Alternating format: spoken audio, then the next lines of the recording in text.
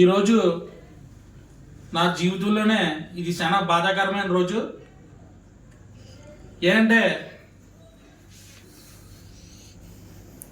తెలుగుదేశం పార్టీలో 83 నుంచి మా నాన్నగారు పనిచేసుకుంటూ వచ్చారు. మధ్యలో ఈ పార్టీ వల్ల ఈ గొడవల వల్లే కాలం చేశారు. కానీ మేము ఇక్కడ పార్టీకి పనిచేస్తూ ఉన్నాం. కానీ ఈ రోజుని 2019 నుంచి కష్టకాలంలో ఎన్ని కేసులు పెట్టినా, ఎన్ని దెబ్బలు తిన్నా వీడకుండా పార్టీకి పనిచేసాం. కానీ ఈరోజు అయ్యా రామకృష్ణ గారు, మీకు నిజాయితీగా కష్టపడే వాళ్ళు ఎవ్వరూ, మీకు నిజాయితీగా పనిచేసే వాళ్ళు ఎవ్వరూ మీకు కనపడటం లేదు. నేను అబ్జర్వ్ చేస్తున్నాను, గమనిస్తున్నాను. ఎవరండి ఈ రోజుని మీ గెస్ట్ ఆఫీసర్ ఎవరున్నారు? అందరూ దొంగలు. ఎప్పుడు వచ్చారండి వాళ్ళు? ఎప్పుడు వచ్చారు వాళ్ళు? పార్టీలకు ఎప్పుడు వచ్చారు? మీరు పెత్తనం ఇవ్వడానికి మీరు ఎప్పుడు వచ్చారండి? మీ గెస్ట్ ఆఫీసర్ ఉండడానికి ఉన్న వాళ్ళందరూ ఎప్పుడు వచ్చారు?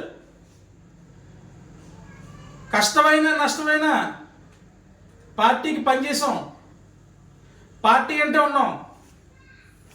అలాంటిది ఈ రోజునే నేను చెప్పాను, ఇది కరెక్ట్ కాదండి, అందరిని కూర్చునిపెట్టి చేయండి అని చెప్పేసి.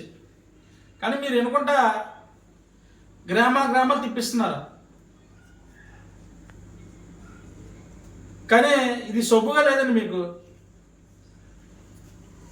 మీ వల్ల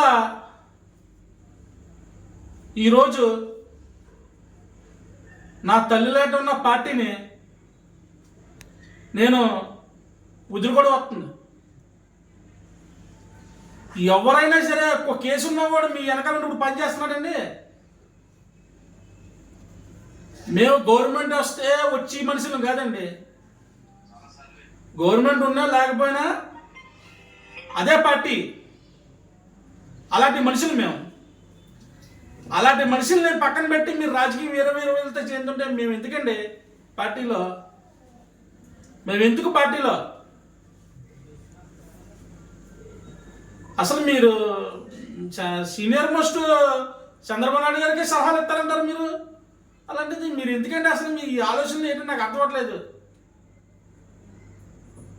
ఎంత నిజాయితీగానే కష్టపడుతున్నాను నేను పార్టీకి, ఎంత నిజాయితీగా కష్టపడుతున్నాను, ఎంత నిజాయితీగా పనిచేస్తున్నా తుమ్మిజు ప్రజలందరూ తెలుసు. ఈ రోజు నాకు యాంటీగా తయారు చేస్తారా? నాకు యాంటీగా తయారు చేస్తారా? వాళ్ళు ఎవరో వలస బ్యాగ్స్లో చెప్తుంటే పార్టీలు మారి వచ్చిన చెప్తే నాకు యాంటీగా మీరు తయారు చేస్తారా? నన్ను నమ్ముకొని ఎంతమంది ఉన్నారండి కుర్రోలు, ఎంతోమంది ఉన్నారు నన్ను నమ్ముకొని. ఏరోపాటి ఈటుకోవాలి వీళ్ళందరూ నన్ను నమ్ముకొని ఉన్నారు. వీళ్ళందరికీ న్యాయం చేయాలంటే నేను నాతో పాటు కేసులతో పాటు నడిచిన వీళ్ళందరూ నా మీద ఎన్ని కేసులు ఉన్నాయో అలాగే వీళ్ళ మీద కేసులు పెట్టిన వాళ్ళు ఉన్నారు. అలాంటిది ఈ రోజున మీరు ఎవరెవరినో తయారు చేసి ఎవరికెవరికో పెత్తనాలు అప్పచెప్పి అంటే మేమెందుకు ఇంకా 2019 నుంచి పనులు చేసి 2019 నుంచి కేసులు పట్టుకుని పని చేస్తే మేమెందుకండి? నాకేం అర్థమవట్లేదు. మీ రాజకీయం నాకేం అర్థమవట్లేదు. మీ దగ్గర ఉన్న వాళ్ళు అందరూ దొంగలు, ఓట్లు లేనోళ్ళు తుని నియోజకవర్గంలో ఓట్లు లేనోళ్ళు వచ్చి పనిచేస్తున్నారు మీ దగ్గరికి. తర్వాత ఇంకేసుకోండి, ఈ రోజునే ఎవరో మీ కుటుంబ సభ్యులు ఒకరు వచ్చి నన్ను దెబ్బసీని తొక్కేస్తాను అది అన్నారు. ఒరే బాబు నీకు చెప్తున్నా నేను, నేను ఈరోజు పార్టీకి రాజీనామా చేస్తున్నాను. నేను దమ్ము ధైర్యం ఉంటే